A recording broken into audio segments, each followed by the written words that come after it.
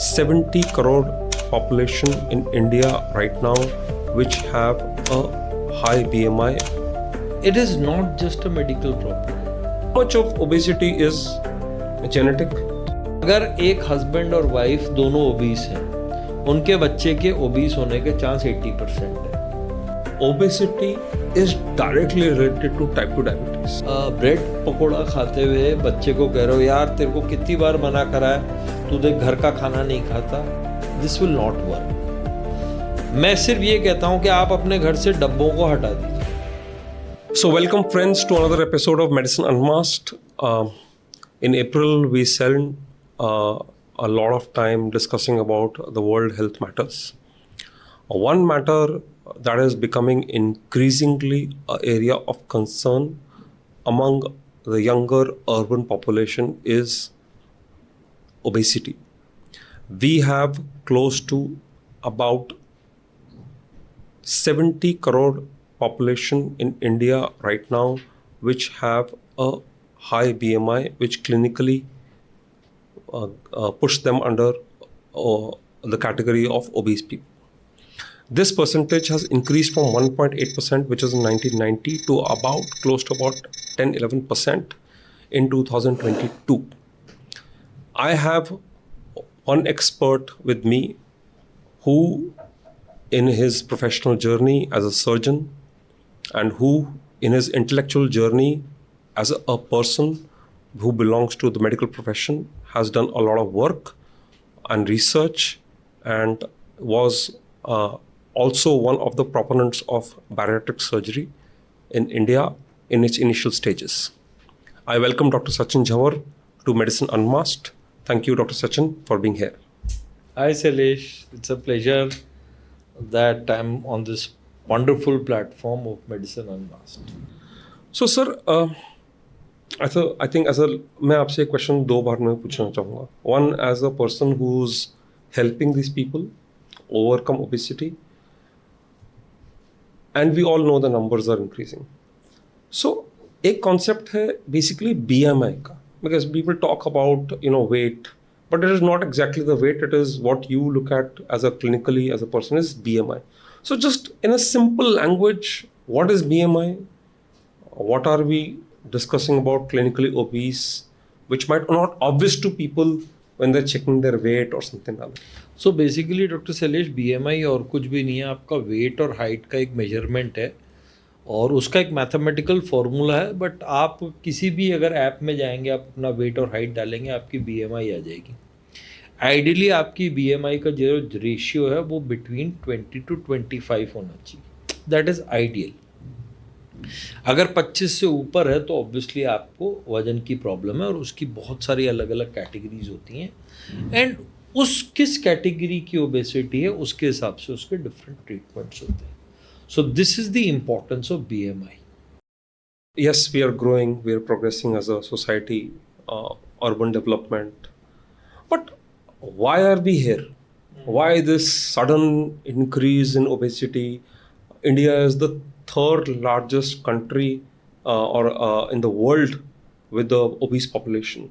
So ऐसा क्या shift हो रहा है जिसके कारण से ये सब चीज़ें, मगर आप एक कहने का मतलब ये है, मैं जस्ट किसी लोगों को want to see this as an incoming epidemic of obesity. So Shailesh, countries और पीपल, सोसाइटीज जो ओबीस हैं,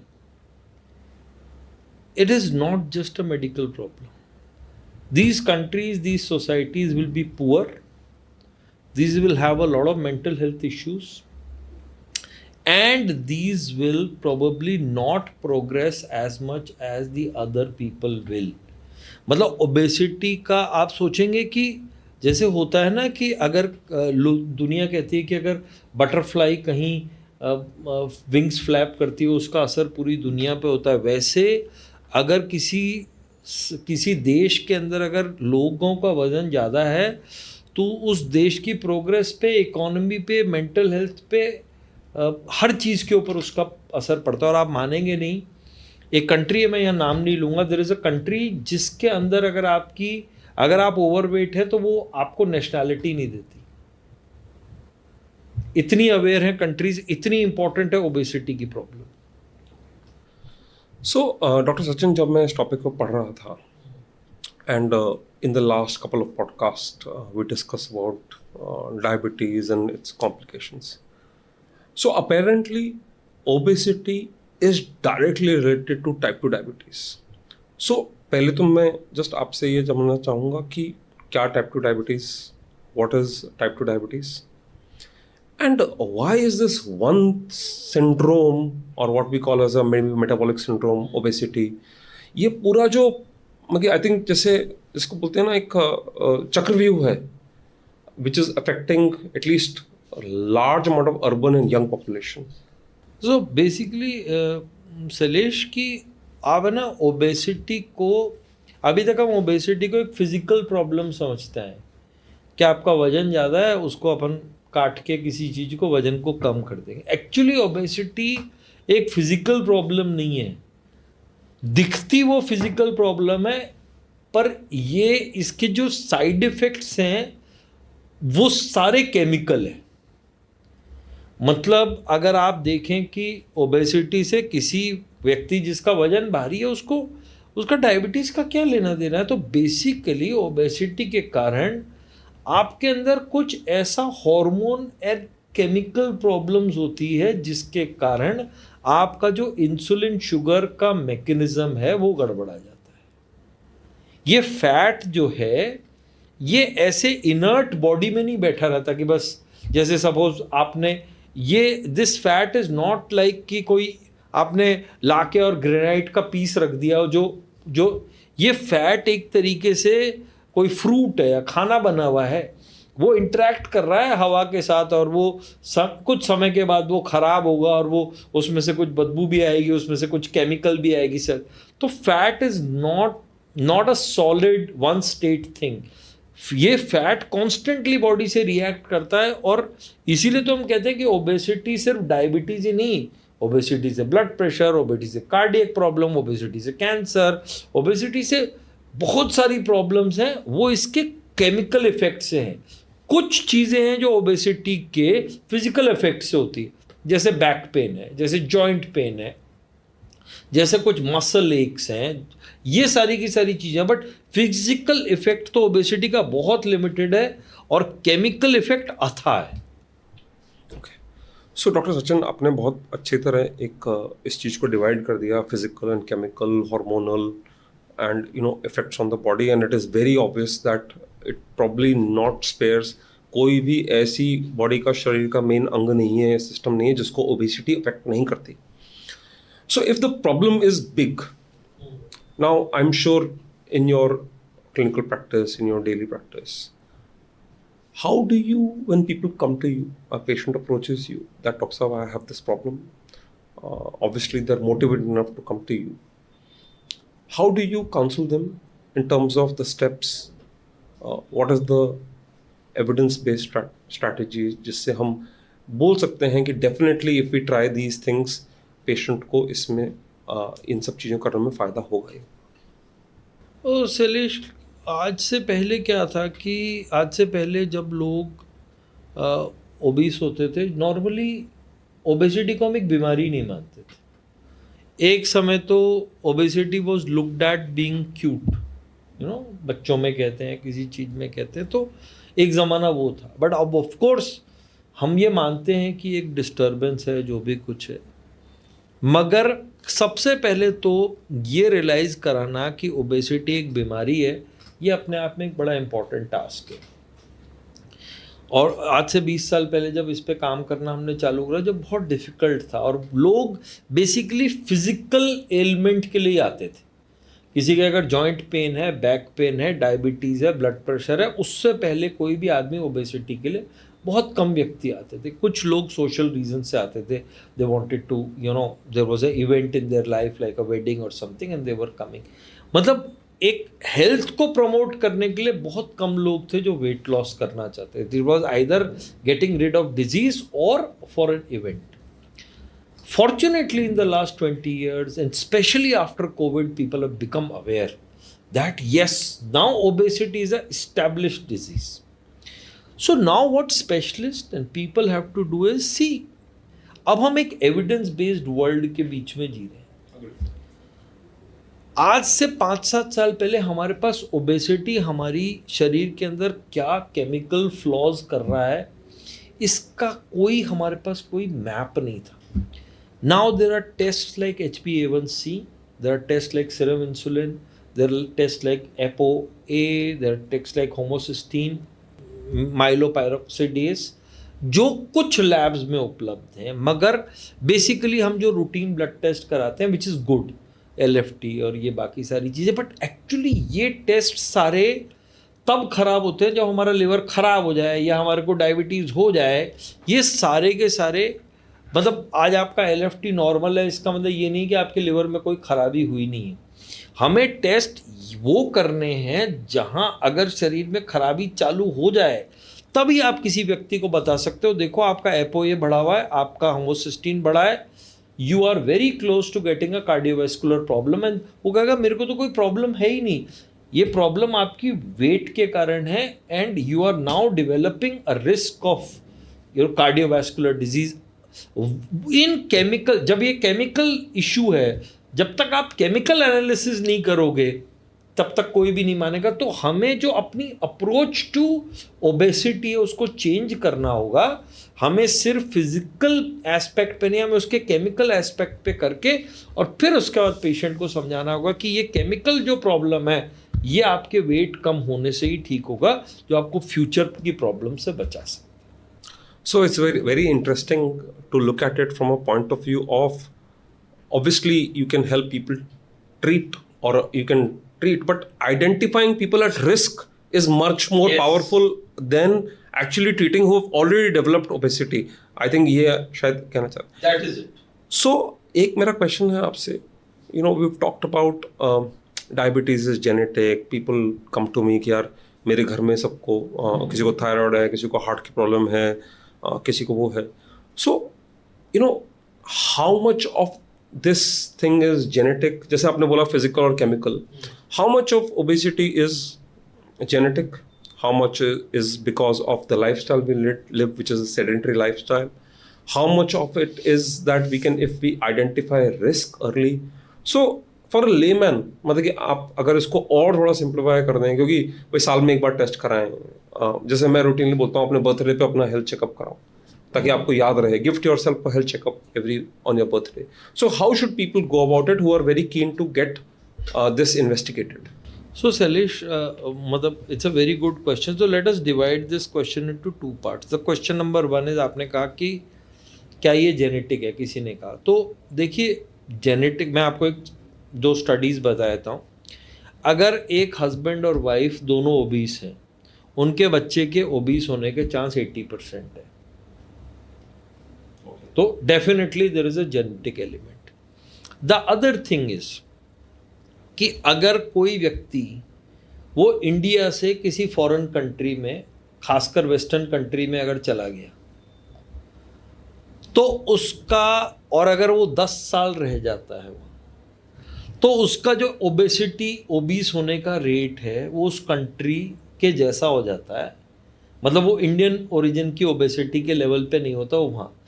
सो मेरा कहने का ये मतलब है, जीन्स और जो आपके सराउंडिंग है दोनों इनफ पार्ट प्ले करते हैं. दोनों कैन बी एन ईवल. मतलब आपके अगर घर में अगर कोई आपके पेरेंट्स या वो हैं, then you will be obese. And unfortunately अगर आपकी सराउंडिंग में अबंडेंस है, then you will be obese. So ये मतलब रियली में बड़ी जिसे कहते हैं बदमाश बीमारी है. अगर आप जीन्स से बच जाओगे तो सराउंडिंग से कर लेगी, कैसे भी कर लेगी.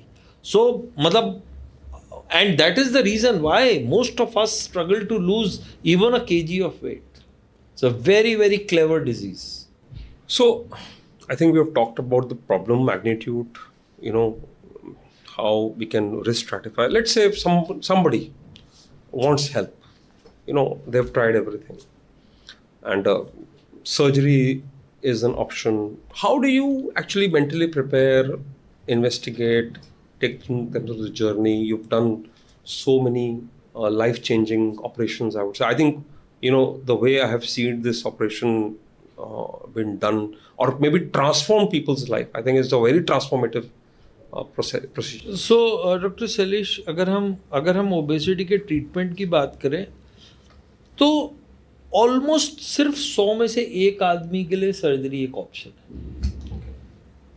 हर आदमी के लिए, 99 लोगों के लिए सर्जरी एक ऑप्शन नहीं है। अगर आप 6 महीने से साल भर तक सिंसियर एफर्ट कर चुके हो वेट लॉस का, फिर भी नहीं हो रहा, और आप WHO IFSO की गाइडलाइंस हैं, अगर आप उस गाइडलाइंस में फॉलो करते हो तभी हम करते हैं, तो 99% लोगों को सर्जरी की कोई नीड नहीं है। अब वो 99% लोग क्या कर सकते हैं? वो जो 3 ऑप्शन है उनके पास। पहला ऑप्शन है डाइट का, दूसरा ऑप्शन है एक्सरसाइज का, तीसरा ऑप्शन दवाइयों का है। And we are very fortunate in today in India, बहुत ऑनलाइन ऑफलाइन डाइट की हेल्प है, बहुत सारे एक्सरसाइज के प्लेटफॉर्म्स हैं, और दवाइयाँ जो हैं, अभी लेटेस्ट में कुछ दवाइयाँ आई हैं, जो दवाइयाँ भी आई हैं, इंजेक्शन भी आए हैं, जो पिछले 1.5-2 साल से वर्ल्ड में हैं, अभी इंडिया में आ रही हैं, स्लाइटली एक्सपेंसिव है, बट वी थिंक दैट दवाइयाँ भी आएंगी जो आपको हेल्प कर सकती हैं वेट लॉस के अंदर। मगर मैं एक क्विक ये कर दूं कि जो दवाई का वेट लॉस है, हमने पहले भी बहुत सारी दवाइयों को टेस्ट कर रखा है। दवाई का वेट लॉस ऐसा नहीं होता कि हर आदमी करता है, और दवाई के वेट लॉस से कुछ न कुछ साइड इफ़ेक्ट्स हो सकते हैं।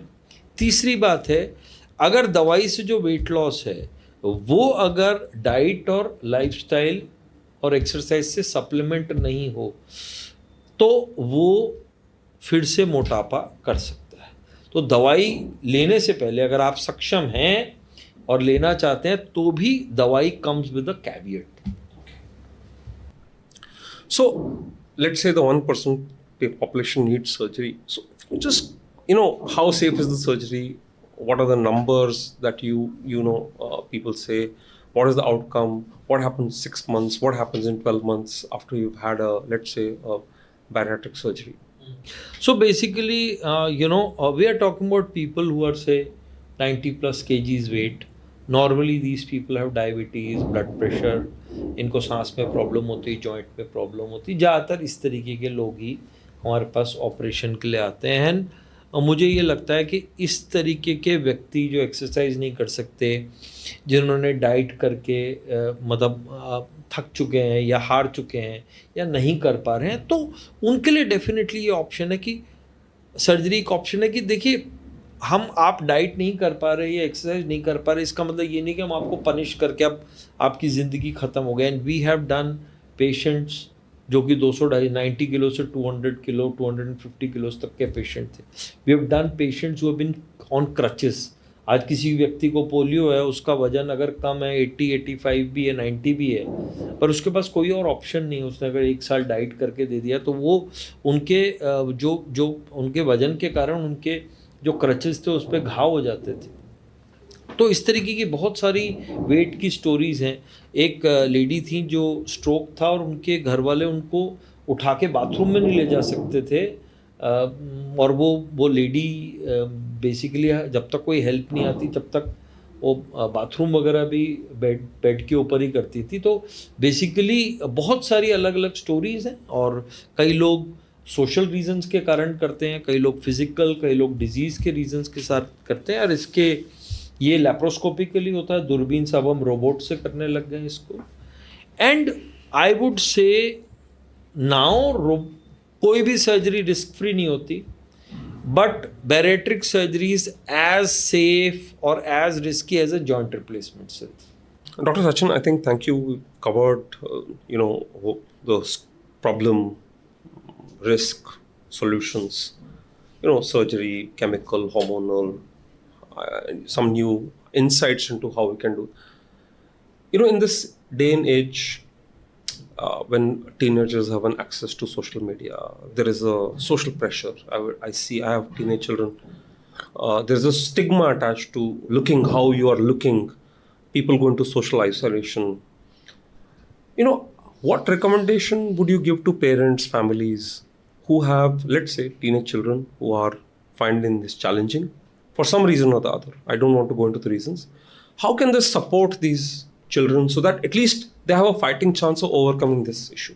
सो जैसा शैलेश, मतलब जैसा मैंने आपको कहा कि इसके अंदर बड़ा सीधा सा हिसाब किताब है कि आप ब्रेड पकोड़ा खाते हुए बच्चे को कह रहे हो यार तेरे को कितनी बार मना करा है, तू देख घर का खाना नहीं खाता. This will not work. Charity begins at home.